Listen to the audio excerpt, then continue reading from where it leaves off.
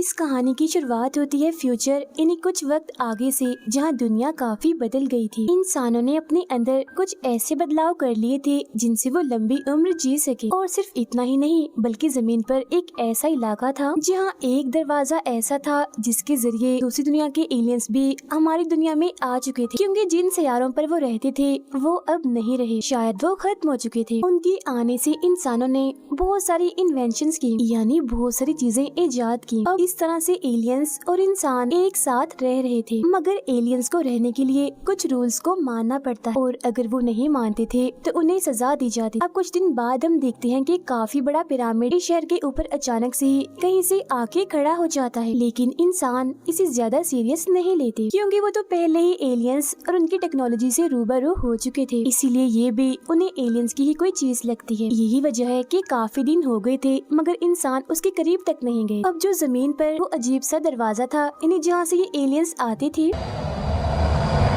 उसका एक मसला था। वहाँ से एलियंस सिर्फ आ सकते थे, वापस नहीं जा सकते थे। इंसानों ने एलियंस को उस रास्ते के जरिए वापस भेजने की काफी कोशिश की, मगर जैसे कोई उसके अंदर जाता वो फौरन ही मर जाता। तो एक वजह ये भी थी कि एलियंस अब हमारी इस दुनिया में रहने लगे। फिर इसके बाद हम एक स्पेसशिप को देखते हैं जिसमें कुछ एलियंस और ऐसे इंसानों को ले जाया जा रहा था जिनके अंदर बहुत सारे बदलाव कर दिए गए थे। इन्हीं में हम एक लड़की को देखते हैं जिसका नाम जिल होता है। उसके जिस्म को भी बदला गया था, तो वो पूरी तरह से इंसान नहीं थी और वो जाना नहीं चाह रही थी, इसीलिए वो वहाँ गार्ड्स पर हमला करके उन्हें मारने लगती है। तब उसे पकड़कर फौरन ही उसके मुंह और सर पर एक लोहे की डिवाइस लगा दी जाती है ताकि वो किसी को नुकसान न पहुँचा दे। इसके बाद ये स्पेसशिप जमीन पर लाई जाती है। मतलब इस शिप में जितने भी लोग थे वो किसी और सैयारे से थे, इस दुनिया के नहीं थे। फौरन ही बाद हम देखते हैं उसी पिरामिड को जो दरअसल मिस्र के देवताओं यानी गॉड्स का था। इसी पिरामिड में हम हॉरस गॉड को देखते हैं जिसे जन्नत का देवता भी कहा जाता है। अब किसी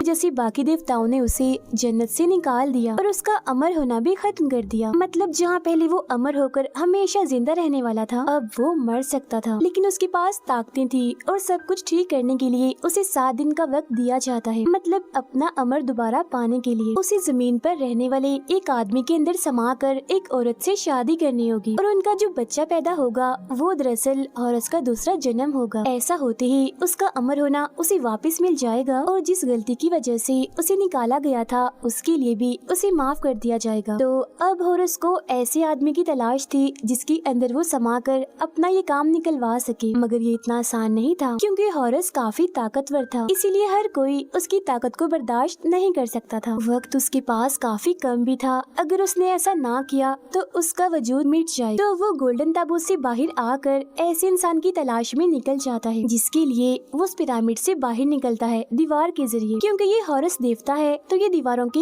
आर पार जा सकता है। इसी वक्त इंसानों के 2 हेलीकॉप्टर्स यहाँ पर आते हैं जो हॉरस जैसी अजीब चीज देखकर काफी हैरान रह जाते हैं, मगर हॉरस अपनी ताकत से उन दोनों हेलीकॉप्टर्स को एक दूसरे के साथ टकराकर तबाह कर देता है और कहता है, मेरे इंसानी बच्चों, मैं वापिस आ गया। ये कहते ही वो उस पिरामिड से छलांग लगा देता है। हवा में आते ही वो एक काफी बड़े परिंदे में बदल जाता है। अब जिस लैब में जिल और बाकी लोगों को लाया गया था वहाँ हम एक साइंटिस्ट को देखते हैं जो जिल की खास किस्म की खूबियों को देखकर उसमें दिलचस्पी लेने लगी थी, क्योंकि शिप में जिल ने बगैर छुए एक गार्ड को धक्का दिया था। साइंटिस्ट का साथी कहता है, आपको इजाजत है, अगर आप चाहो तो जिल को अपने साथ ले जा सकती हो, मगर बदले में मुझे उन सारे टेस्ट की डिटेल्स चाहिए जो तुम जिल पर करोगी। इसके अलावा जिल को कैद में नहीं रखा जाएगा, उसे हर जगह पर आने जाने की आजादी होगी। अब यहाँ जिल को अपनी पिछली जिंदगी के बारे में कुछ भी याद नहीं था। वो साइंटिस्ट जिल को बताती है कि तुम्हारे जिस्म के अंदर वाले हिस्से काफी मजबूत और ताकतवर हैं, लेकिन हैरत है तुम्हारा जिस्म नया नया सा लग रहा है, जैसे इसे कुछ वक्त पहले ही बनाया हो। मगर जिल को तो इस बारे में भी कुछ याद नहीं था।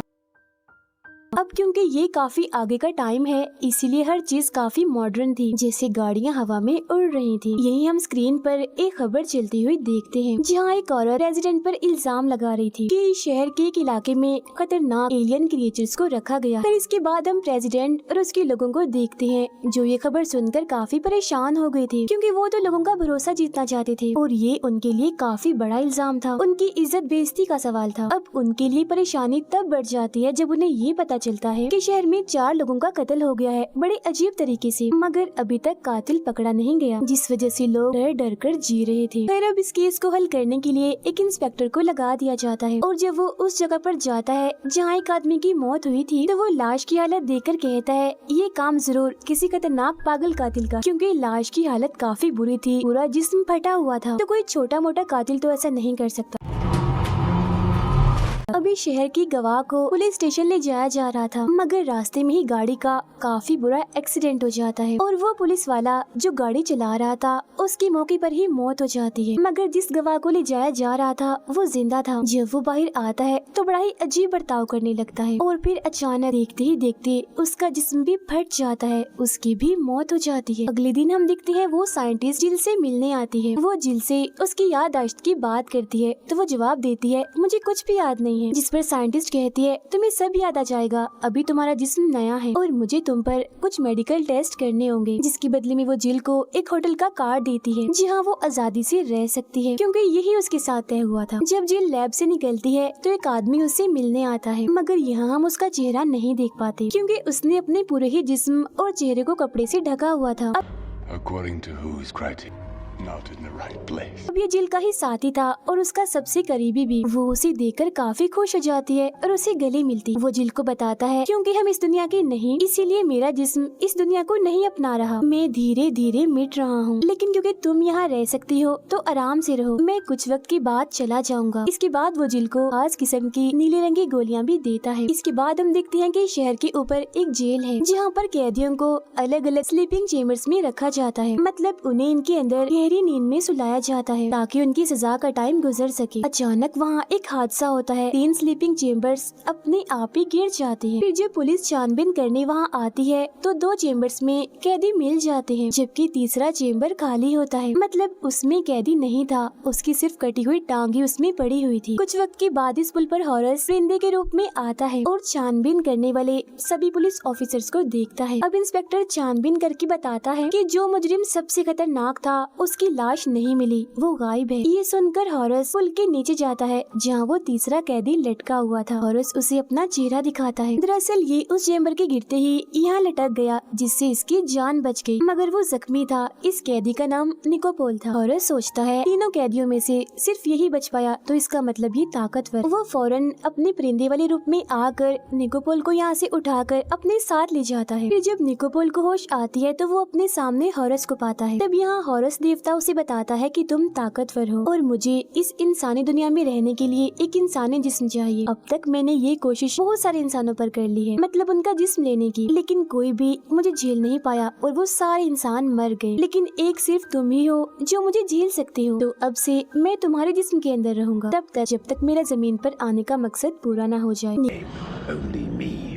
निकोपोल को ये सारी बातें काफी अजीब लगती है। फिर जब वो ये देखता है कि मेरी टांग कटी हुई है तो वो काफी घबरा जाता है। उसे परेशान देखकर हॉरस उसके लिए लोहे की एक टांग बना देता है, लेकिन वो काफी भारी थी इसीलिए निकोपोल उसके साथ नहीं चल पा रहा था। मगर जैसे ही हॉरस उसके जिस्म में आता है तो वो आसानी से इस भारी भरकम पैर के साथ चलने लगता है। तो अब यहाँ मजबूरन निकोपोल को हॉरस की बात माननी ही पड़ती है। तो यहाँ हमें पता चलता है कि वो सारे लोग जिनकी अजीब तरह से मौतें हुई थी, इन्हें जिस्म फटकर वो सब हॉरस की वजह से हुआ था, क्योंकि वो ऐसा जिस्म ढूंढ रहा था जो उसकी शक्तियों को झेल सके। जब उसे मिल भी गया निकोपोल का, और अब उसे एक औरत चाहिए थी जिसके साथ वो शादी करके बच्चा पैदा करे जो हॉरस का दूसरा जन्म होगा और वो दोबारा से अमर हो जाए। लेकिन अब क्योंकि निकोपोल की सजा अभी बाकी थी इसीलिए उसे छुपकर रहना पड़ना था।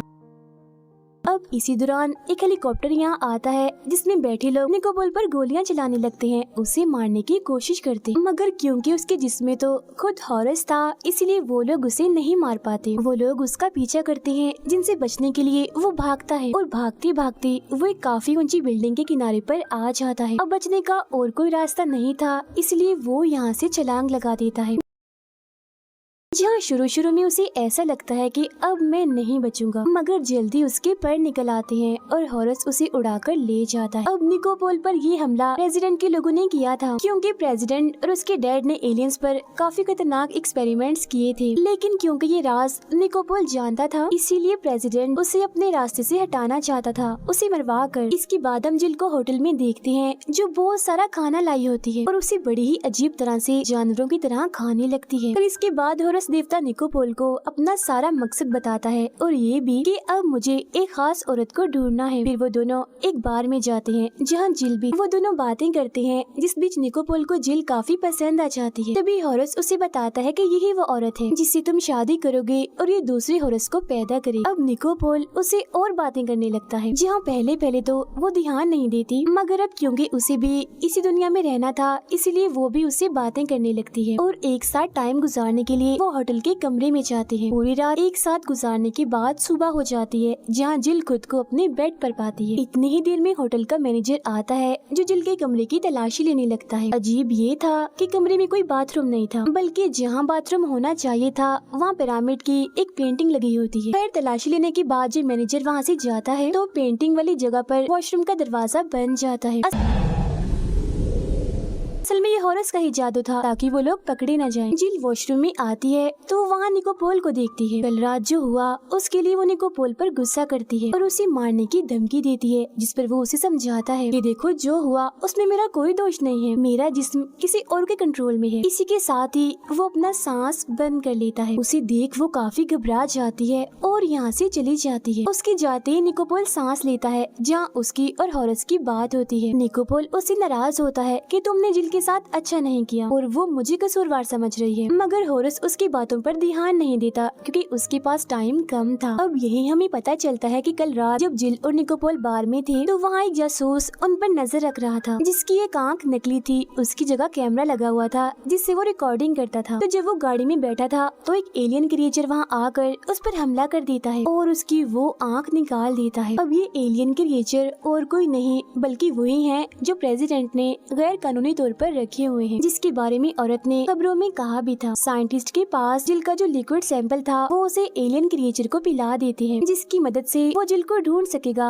और आखिरकार उसका काम तमाम कर देगा। उधर निकोपोल हॉरस को इनकार कर देता है कि मैं तुम्हें मजीद अपने जिस्म में रहने की इजाजत नहीं दे सकता। जो सुन हॉरस उसे डरा देता है कि मत भूलो तुम्हारी टांग नहीं है, अगर मैं ना रहा तो तुम कभी भी उस लोहे की टांग के साथ चल नहीं पाओगे। मगर अब क्योंकि हॉरस एक देवता है और निकोपोल इंसान, तो इधर हॉरस उसे अपनी ताकत दिखाता है, उसे मार कर और कहता है मैं तुम्हें चुटकियों में ही खत्म कर सकता हूँ। अब देवता के सामने निकोपोल कमजोर था, इसीलिए मजीद वो कुछ नहीं कहता। जिल एक लाइब्रेरी में जाती है, जहाँ वो इंसानों के बारे में काफी कुछ जान लेती है, जो जानकर उसे काफी अच्छा लगता है, क्योंकि वो शुरू से इंसान नहीं थी बल्कि वो एनर्जी से बनी थी। मगर अब क्योंकि वो इंसान है तो उसे अच्छा लग रहा था। इंसानों के बारे में जानते ही उसे काफी कुछ महसूस होने लगता है कि जब वो वापिस आ रही थी तो कोई उसे अगवा कर लेता है और उसके मुंह पर वही लोहे वाली डिवाइस लगा देता है। फिर वो अपने सामने उसी एलियन क्रिएचर को देखती है जिसे जिल को ढूंढना था, मगर इससे पहले वो इसे मारता एक वक्त पर यहाँ हॉरस पहुँच जाता है। वो यहाँ पर सारे लोगों को मार कर जिल को बचा लेता है। वो अपने परिंदे वाले रूप में ही था, इसीलिए जिल को उड़ाकर होटल के उसी कमरे में ले आता। यहाँ निकोपोल भी था, तो अब जिल समझ जाती है कि इसने मेरे साथ जो भी किया वो जानबूझकर नहीं किया, बल्कि सच में इसे कोई और ही कंट्रोल कर रहा है। जो जानकर दोनों ही एक दूसरे से काफी अच्छे से बात करते हैं। फिर अगली सुबह जिल जब अपनी उसी साथी से मिलती है जिसका चेहरा ढका हुआ था, तो वो उसे कहता है कि अब मेरा वजूद काफी हद तक खत्म हो गया है, तुम आखिरी बार मुझसे लाजमी मिल लेना, जिसके बाद मैं हमेशा के लिए चला जाऊंगा। प्रेसिडेंट एक और एलियन क्रिएचर को